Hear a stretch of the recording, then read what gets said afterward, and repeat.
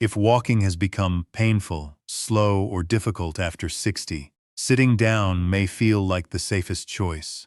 But here's what most seniors are never told. When your legs stop getting the right kind of movement, they do not simply rest.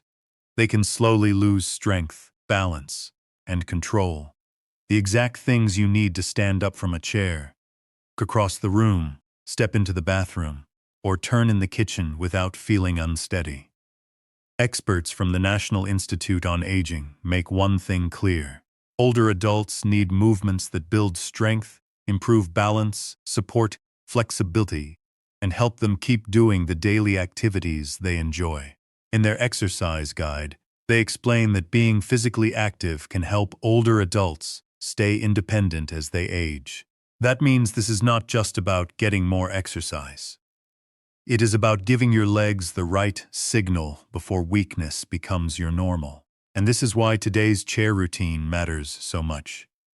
If you cannot walk much right now, your thighs, calves, hips, knees, and standing muscles still need a safe way to work.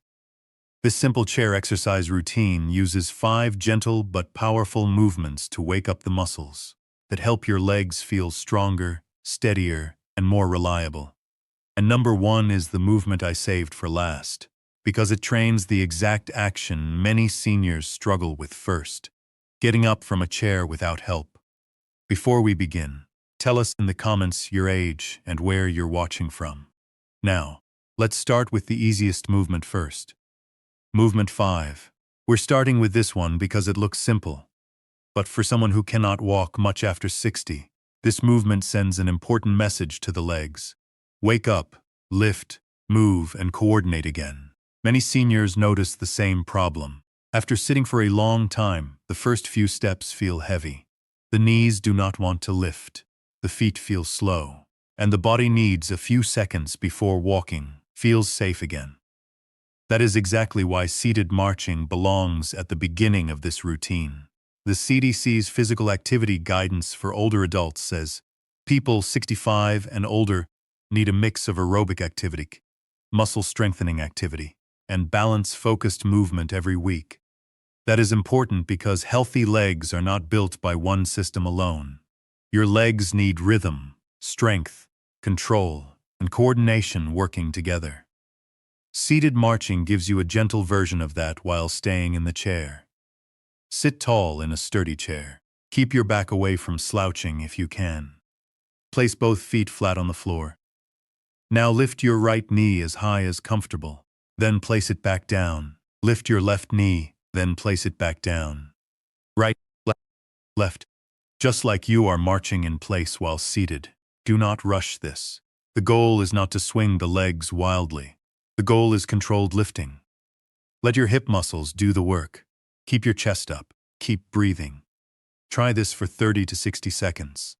If lifting the knee high feels difficult, lift it only 1 or 2 inches. That still counts. If your hips and knees feel uncomfortable, make the movement smaller. The safest movement is the one you can repeat without pain. This movement trains the muscles that help you pick up your feet when you walk, step over a rug, or move through the house without dragging your legs. And once your legs are awake, the next movement starts building strength where many seniors lose it first. The front of the thighs. Movement 4. Seated leg extensions. Now that your legs are awake, we move one of the most important strength movements for seniors who cannot walk much, the seated leg extension.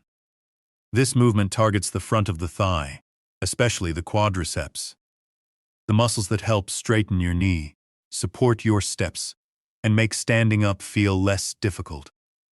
Harvard Health Publishing explains that when you straighten your knee, the quadriceps on the front of your thigh contracts.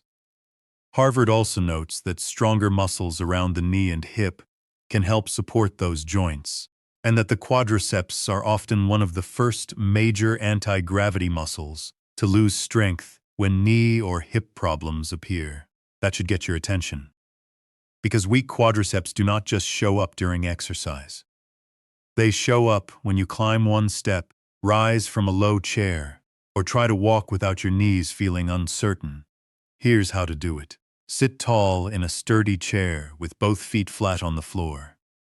Keep your hands on the sides of the chair if you need support. Slowly extend one leg forward until the knee is as straight as comfortable. You do not need to kick high.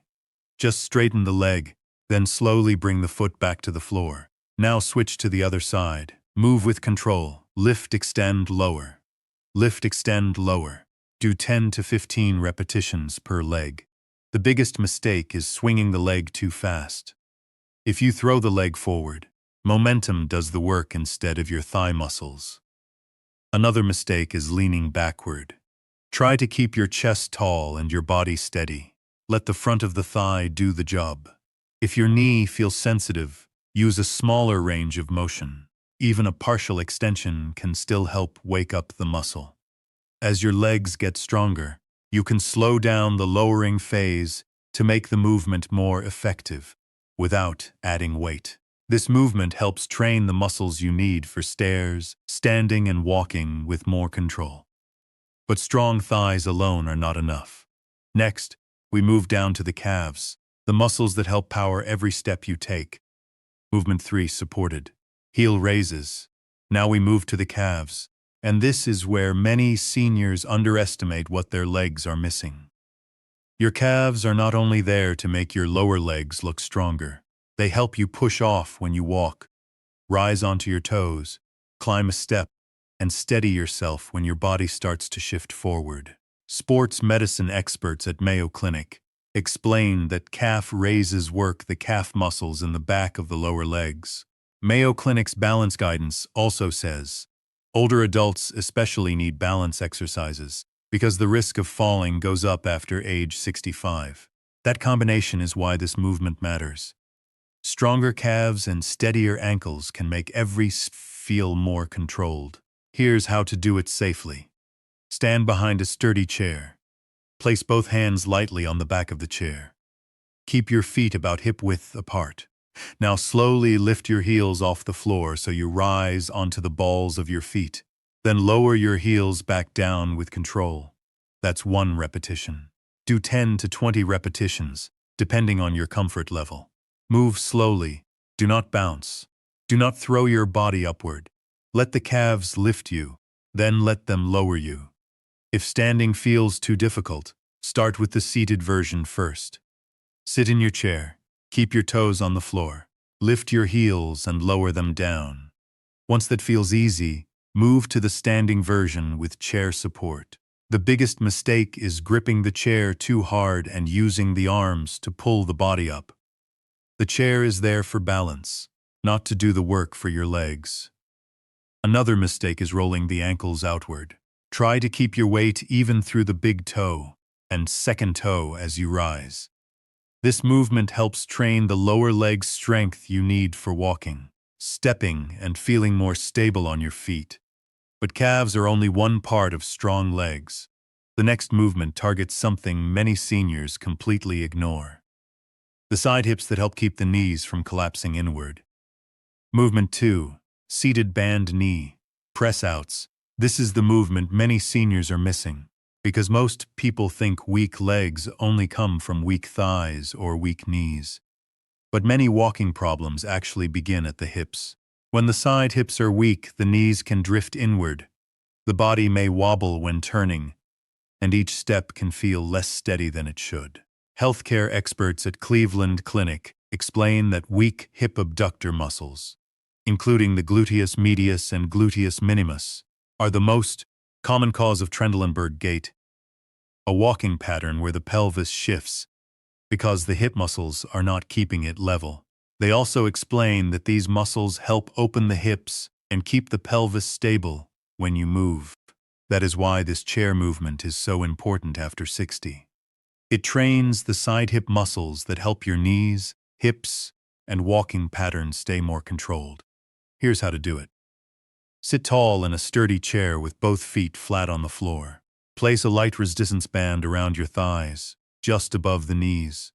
Start with your knees slightly inward, then slowly press both knees outward against the band. Bring them back in with control, then press out again. In, out, in, out. Keep the feet planted. Do not let the ankles roll. The movement should come from the hips, not from twisting the feet. Do 10 to 15 repetitions. If you do not have a band, do the same movement without one first. Once it feels easy, the band makes the outer hips work harder without forcing you to stand. The biggest mistake is snapping the knees outward too fast. Slow pressure is better than quick movement. Another mistake is using a band that is too strong. You should feel the hips working, but you should not feel pain in the knees. This movement helps train the muscles that support steadier walking, safer turning, and better knee control.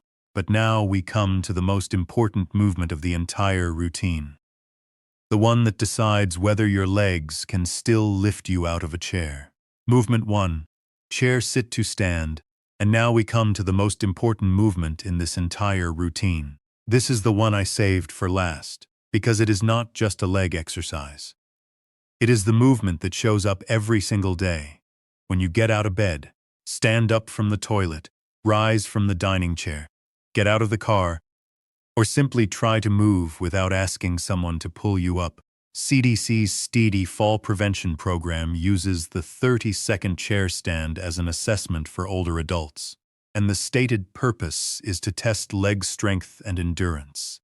That should tell you how important this movement is.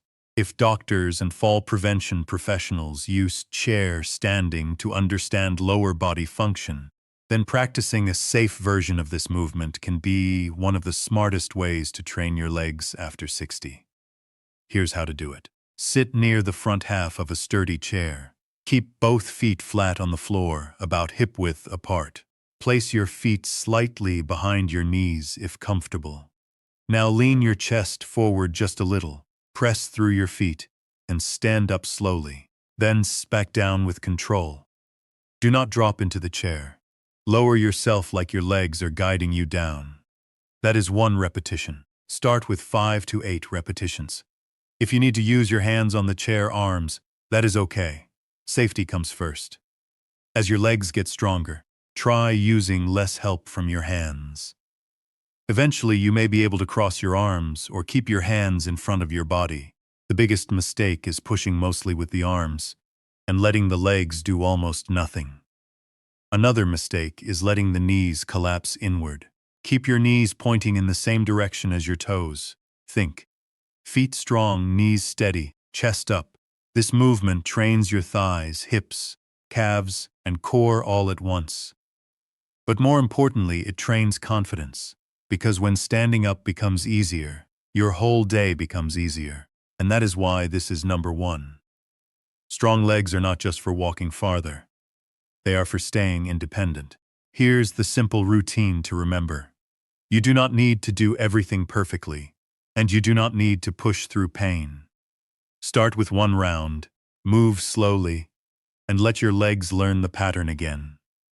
Begin with seated marching for 30 to 60 seconds to wake up your legs and get them moving. Then do seated leg extensions for 10 to 15 repetitions per leg to train the front of your thighs. After that, use the chair for support and do supported heel raises for 10 to 20 repetitions to strengthen your calves and ankles. Next, do seated band knee press outs for 10 to 15 repetitions to train the side hips that help control your knees when you stand and walk. And finish with chair sit to stand for 5 to 8 repetitions. Because getting up from a chair is one of the clearest signs that your legs are still. Protecting your independence. Start with 1 round per day. If your body feels good, slowly build to 2 rounds per day. The goal is not perfection. The goal is consistency. You are giving your legs a daily signal. Stay strong, stay steady, and keep helping me move. Walking is still valuable. But after 60, especially if walking hurts, your legs also need strength, control, and balance. And the encouraging part is this. Your body can still respond when you start from where you are. If you have severe pain, dizziness, recent surgery, or a history of falls, check with your doctor or physical therapist before trying these movements.